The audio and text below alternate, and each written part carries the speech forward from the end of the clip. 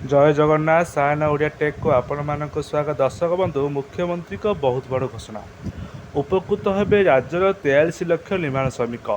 देखंतु निर्माण श्रमिक मानकर सहायता राशि आज लोकसभा भवन में मुख्यमंत्री मोहन चरण माझी घोषणा कर समस्त सहायता राशि वृद्धि हेब।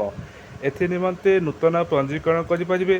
ता सहित राज्य सरकार प्राय 43 लाख निर्माण श्रमिक को वर्तमान सुधा 3610 कोटी टंका देउछंती।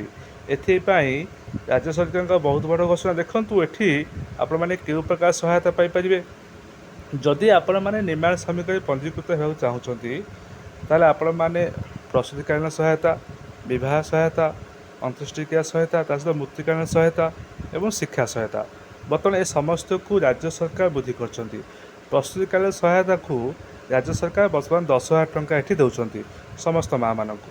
विवाह सहायता पाई निर्माण श्रमिक जो मैंने पंजीकृत होती 50,000 टंका को एठी वृद्धि कर। मृत्युकालीन सहायता पाई एठी 2 लाख टंका पाउथिले, वर्तमान यह 4 लाख टंका को वृद्धि कर। शिक्षा सहायता 2,000 रु 40,000 टंका एठी वृद्धि कर।